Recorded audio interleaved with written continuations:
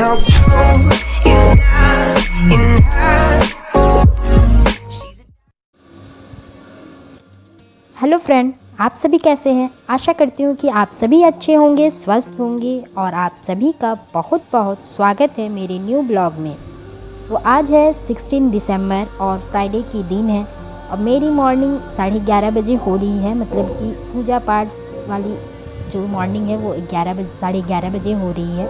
तो यहाँ पे अभी 11:30 बज रहे हैं और मैं नहा के अपनी पूजा करने में लगी हूँ। घर के सारे काम हो गए हैं, बस अपनी थोड़ी बहुत काम बाकी है जो कि ये मैं कर रही हूँ। तो घर में पूजा हो गई है और मैं अभी यहाँ पे आ गई हूँ ये नए घर की। यहाँ पे मैंने तुलसी जी रखा है और अभी फिर से लगाया है नए घर में। तो यहाँ पे मैं तुलसी माँ की पूजा कर रही हूँ और आप सभी को एक ब्लॉग मेरी मिल चुकी है नए घर वाली और ये सेकंड ब्लॉग है मेरे नए घर में। तो आप सब कमेंट करके ज़रूर बताना कि आप सभी को कैसा लगा। और ये अभी मैं कंप्लीट आपको अपना घर नहीं दिखा रही हूँ, जो थोड़ा बहुत आएगा वही बस मैं दिखा रही हूँ। समय निकाल के मैं उसको भी दिखाऊंगी। तो यहाँ पे अभी देखिए पूरी पूजा हो गई है और ये मैं मंदिर गई थी थर्सडे वाली, तो मैंने इसे ना वेस्ट नहीं किया है, बस पानी में डाल के रखा है। इससे बहुत अच्छा महक आ रही है, बहुत अच्छा लग रहा है। और यहीं पे मैंने कोना में रखा है, जिस तरह से मैंने पुराने घर में रखा था उसी तरह से। और जो बाकी स्ट्रक्चर भी है ना सारी के सारे सेम है, बस थोड़ा बहुत ही कुछ अंतर है। तो मैं अभी जितने भी दरवाजे लाइट सब ऑन करके छोड़ दिए हैं मेरे बच्चे, तो बस उसको सब बंद कर रही हूँ। और यहाँ पे आप सबको दिख रहा होगा जो मैंने स्टडी टेबल रख रखा है, यहाँ पे अपनी पढ़ाई कर रही थी रात में, तो वहीं पे छोड़ दी थी। और ये किचन की तरफ का है, तो यहाँ भी मैं अभी जितने भी लाइट्स हैं सारे ऑफ़ कर दूँगी। दिन है, अभी लाइट आ रहे हैं, नेचुरल लाइट आ रहे हैं, तो बेकार में अभी लाइट जला के अपनी वेस्ट करना है। तो बस मैं लाइट को सेव कर रही हूँ और आप सबको भी करना ही चाहिए। बिना वजह लाइट नहीं जलाना चाहिए, इससे बहुत ज़्यादा बिजली भी जाती है और मनी भी जाता है। तो सारी चीज़ों की सेव करनी चाहिए। एक हाउसवाइफ और एक जो घर में वीमेन रहती है ना, इन सब चीज़ों की बहुत ज़्यादा देख रेख करती हैं, हमारी जैसे सब करती होंगी। तो यहाँ पे मैं चाय रखी हूँ, अपने लिए चाय बना रही हूँ और यहाँ पे अपनी नाश्ता निकाल रही हूँ। तो सारे काम होने के बाद मैं नाश्ता करती हूँ, तो ये मुझे ना आराम सा लगता है। मैं जल्दीबाजी कोई भी काम नहीं कर पाती हूँ। सबसे ख़ास चीज़ है कि नाश्ता करना, ये मुझे जल्दीबाजी नहीं करना होता है, मुझे आराम से बैठ के करना होता है। हालांकि मैं बहुत जल्दी खा लेती हूँ, खाने में ज़्यादा टाइम बिल्कुल भी नहीं लगाती हूँ, फिर भी मैं जो 2 मिनट 10 मिनट जो भी खाऊँगी, लेकिन आराम से खाऊँगी। तो बस यहाँ पे मैं चाय में सारा कुछ डाल के और बैठ के नाश्ता कर लेती हूँ, फिर उसके बाद मैं चाय आराम से पी लूँगी। तो यहाँ पे ये सारे जो फ़ोटोज़ हैं ना, ये मेरे पुराने घर में लगे थे, अभी यहाँ पे न्यू है, सारा पेंट वगैरह हुआ है, तो इसमें अभी हम लोग कुछ भी कील वगैरह नहीं ठोके हैं। तो इसी तरह अभी रखे हैं खिड़की में, देखते हैं बहुत जल्दी इन सभी को भी सेट करना है। और ये मैंने फिर से एक बचत वाली काम कर ली है। यहाँ पे मैंने पुराने कपड़े दे करके ये बर्तन लिए हैं और मैं इसी तरह से अपने किचन में जितने भी बर्तन हैं ना, सारे मैं बिना पैसों के ही सारा खरीदी हूँ। पुराने कपड़े को देती हूँ और ये नए बर्तन लेती हूँ। तो और कौन कौन से आप सब ऐसे करते हैं कमेंट करके ज़रूर मुझे बताइएगा।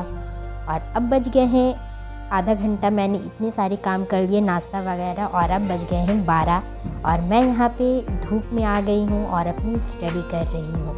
तो मैं ना बहुत रूटीन से अपना टाइम बचा करके जल्दी काम करके अपनी पढ़ाई में लगती थी। बहुत ज़्यादा स्ट्रगल चल रहा था इस ड्यूरेशन में मेरा। बच्चे को मैं थोड़ा बहुत कम ध्यान देती थी, बाकी बहुत सारे काम को हो जो कि मैंने साइड कर दिया था। अपनी पूरी की पूरी कंसंट्रेशन, पूरी एनर्जी मैंने अपनी स्टडी में लगाती थी, लेकिन सब के सब बेकार हो गई है, सब बर्बाद हो गया है। अब ऐसा लगता है ना कि कोई मतलब ही नहीं है, बिना वजह की है, कोई मुझे काम भी नहीं पता चल रहा है कि अब मैं क्या करूं।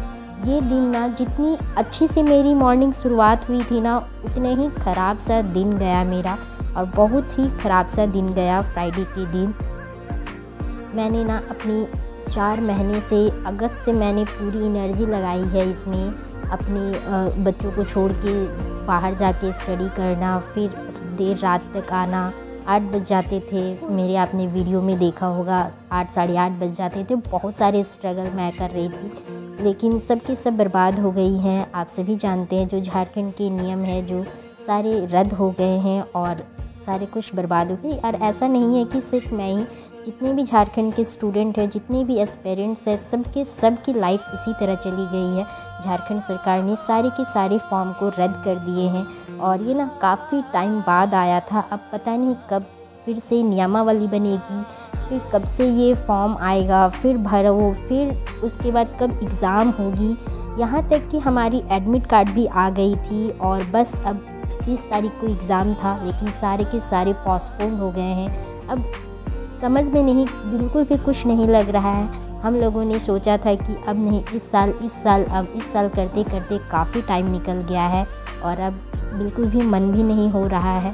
तो ये ना समय अभी मैंने 1 घंटे की ब्रेक ली थी, बाहर से स्टडी करने के बाद 1 घंटे की ब्रेक ली थी, जिसमें कि मैंने लंच बनाया है। उसके बाद फिर मैं यहाँ पे 2 बजे से 3 बजे तक की अपनी स्टडी के लिए बैठी थी और जिसमें ना मैं एग्ज़ाम इतनी नज़दीक थी ना कि बहुत ज़्यादा टेंशन थी, जिसमें कि मैं बहुत जल्दी कवर अप करने की कोशिश कर रही हूँ। तो यहाँ पे मैंने एक नॉवेलिस्ट की स्टडी कर रही थी, विक्टोरियन एज की नॉवेलिस्ट, तो वो यहाँ पे मैं स्टडी कर रही थी और साथ ही साथ अभी कोर्ट की फ़ैसला आना बाकी था। तो 3 बजे के बाद जब मेरे बच्चे आ गए थे स्कूल से, मेरी बेटी आ गई थी, मैं उसके पीछे लगी थी खाना वगैरह खिलाने में, ड्रेसेस वगैरह चेंज करने में। तभी मैं सोची कि 1 घंटा और रेस्ट कर लेती हूँ बच्चों के साथ।